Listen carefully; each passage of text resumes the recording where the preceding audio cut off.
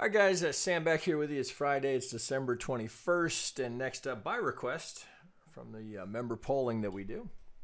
So here's EOS to Bitcoin. So I've got it up here. This is on Binance. I've got a 4-hour chart up here. Now, we'll get over here in a minute, but I think there's... We got this straight drive down against much like so much of crypto. It's either ending something or beginning something. So we got to get a count on here that would allow for this to be a finishing move. And this is what I think makes sense here. Now, coming off of our high here, it's, boy, just you can't ignore the A wave there. I've got a clean impulse. We don't threaten the 1. The 4 holds it. It's just, you got a nice impulse in the 3. Just, I can't ignore that A. There's my 5 down. That's my A. Perfect 3 wave into the B. But here, boy, it's one hell of a C wave. Right, it's actually fairly technical. So coming from the B wave here, only a few shots here. Note here, the only place where I think we can qualify for a 2 wave is right here. We tag the 50 to the tick. So we've got we do get. Let's see, go down to the hourly. We do get the impulse into the 1 wave here. Or pardon me, is it impulse? Yeah, it is an impulse here. So coming down here. So from this we get 1, 2, 3, 4. Yeah, oh, look, boy, it's perfect. All right, so, right, hold it by a tick. So there's the 4. So we do get our impulse. So we go 1, 2, 3, 4 down for the 5. That's the 1 wave. Jesus, God, that annoys me. 1 wave of coming down from this B here. So we have our 1 of our C. 2. Now I think we go 1, 2 yet again. All the way down here, here's our negative 100. We know that's very close to the negative 16, or pardon me, to the 1618. Then 3, 4 looks like we finished the 3rd down here, right? So here would be the finish of the 3rd here. And then we go into this very, very long triangle. I'm going to go back to the 4-hour. Get that? Yeah, I don't see another way to count this here. So down here's the big impulsive 3. It's not that far off from the 1618.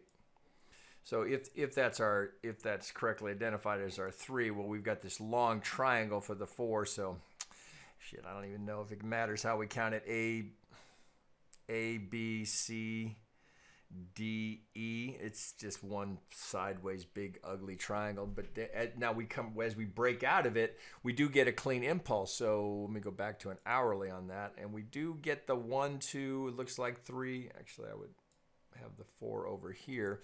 Looks like we can go 1, 2, 3, 4. We got a kicker in the 5th, so just checking here just to be sure here. Yep, so we're comfortably through. So 3, as I have it identified, it looks like you got to go, you've got the 1 wave there, you've got 5 there. So, well, you got to allow for a very shallow, short,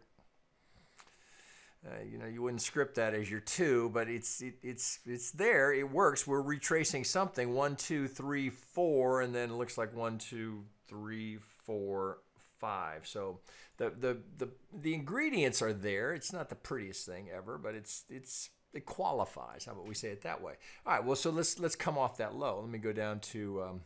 Well, maybe 60 minute. I'll do it here. So it looks like we get a fairly solid 1, 2, and this is technical. So from this low here, right? So here's 50 to the tick, just as it was up above, right? That's our algo play. So here we come from the 2. We're looking for it at the 50 to 618. Here's the algo, blows right through it. We get 2 and through 3rd. So we know this is a strong candidate for a 3rd, as I've got it labeled here. So 1, 2, 3, 4. Look, we're coming right down. So let's check that. So we'll look for the length of the 3rd from the 2nd low. All right, so here, right, we're looking at just a toe into the Vegas wave.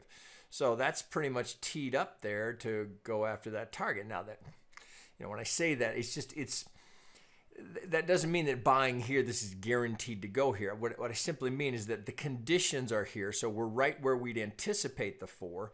We got a little, it's not gorgeous. Ah, shit, come here.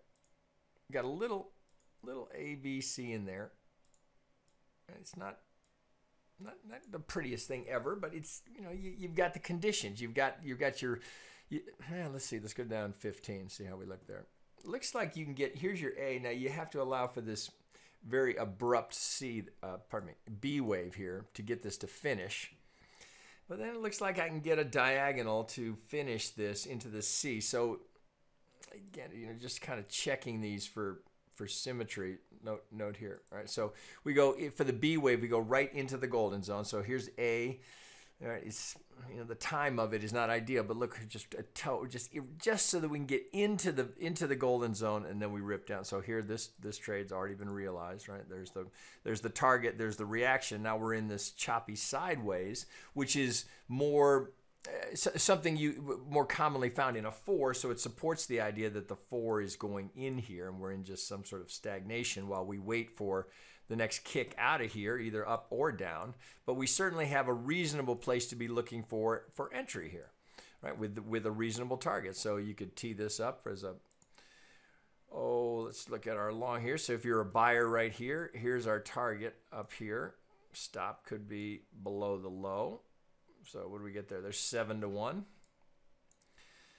7.4 to 1. Let's get this all put together. So there's the length of our third. So in this zone, so you might even give it a little bit more if you're worried about one more kick down. So even if you went under the 50, there's 5.86 to 1. I've got this teed up there. Yeah, maybe bring it down. Let's not be overly optimistic. So let's construct that trade right there. So what do we end up with? 5.66 to 1. All right, not bad. So you've got all the ingredients here of this being a substantial low. We've got the conditions for this to move, to complete this impulse here, right? So nice 1, 2. We got all the subdivision for the impulsive 3, the 4 right in the sweet spot, 38 to the 50. We got the 3-wave subdivision here, not a gorgeous looking C wave, but the conditions are there. So reasonable trade here. Of course, have a stop on it. But you've got the ingredients here for a nice move. Now anticipate that if we hit that, right, so all that's doing is completing a 1 wave. So if this is going to complete, we don't know that it is, but if it's going to complete, we'd have a 1. We're looking for a 2, 3, 4, and 5, just placeholders up here. So let's go up a degree or 2 on that. So we can go sub-menu. So if that completes, of course, then we're anticipating the 50% retracement to follow. So just for the sake of putting the roadmap together. So where does that put us here? All right, so here would be where we'd be looking for entry, but that's conditional upon this type of a pattern, right? To get us positioned for the second. And we know the second, anywhere from the 50 to the 786. So you've got to use the range here best you can. That's why we'd be looking for a completed correction here with all of those conditional criteria to know what do we want to be a buyer at, the 50 or the golden zone or the 786. That's how we use the Elliott Wave to help us qualify the entry best that we can, right? So we're already conditionally here. So if you're just looking at the algo play, well, so far all we've done, if we go swing low, it's the length of the start of it through the third, well, we're sitting at the 38 to the tick now. So you can do it 2 ways. So you could build confluence that way. So you could do it that way, right, looking there, but then additionally look for the length of the 3, and now we have this nice, look at this little pocket that we get here, so a hot box, and the 38 holds it, but that's right where you'd be looking. That's just the kind of confluence that we look for. Right, so it doesn't mean that this is going there, but the conditions are there. So you have a trade, a 5.66 to 1 trade. Nothing more, right? We're not shooting the lights out here. We're just trying to get the 5th of the 1, anticipating the 2 to follow. Right, so now looking at that, you might say, let's clear some of this up here, because you might be looking at that thinking, well, there can't be. Would there be any market geometry there? Nah, probably not.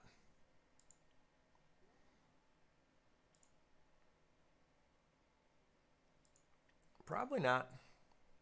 So what do we have here? We have a perfect corner pocket, right? Do you see it? So here's the tag of the 50. So it's not a golden, but we have a corner pocket, right? Just 50, just as good, right? So the only difference is where you have to put the stop. Right, so we prefer, if you can get them, the golden is the best because you have the smallest amount of risk, right, from the 618 to the 65. 50, you have to give it more, but in terms of its ability to realize that potential, right, so as long as this pivot, so here's always the caveat, I feel like I need to remind you of this. As long as that pivot holds, we have 80% probability of making the median line. It's the best odds in trading. I remind you of that every time I get the opportunity, right? If again, as I've said this, I don't know how many dozens of times, but if I had to pick only one setup, only one thing I could trade, zero hesitation, right? That's all I'd look for, corner pockets, right? Best, where else in the market do you get 80% odds? That would be a rhetorical question because I know the answer. And the answer is zero places, zero, right? There it is, right? You think, nah, come on. A 15-minute EOS to Bitcoin, it's not going to be there. Probably just a coincidence. All right, guys, that's pretty much all I can share with you there, but I think that there's an opportunity there, right? But I will always remind you, be sure to have a stop on it. All right, guys, that's all I have on that one. I got back for the big dog here. We'll do Bitcoin last. All right, talk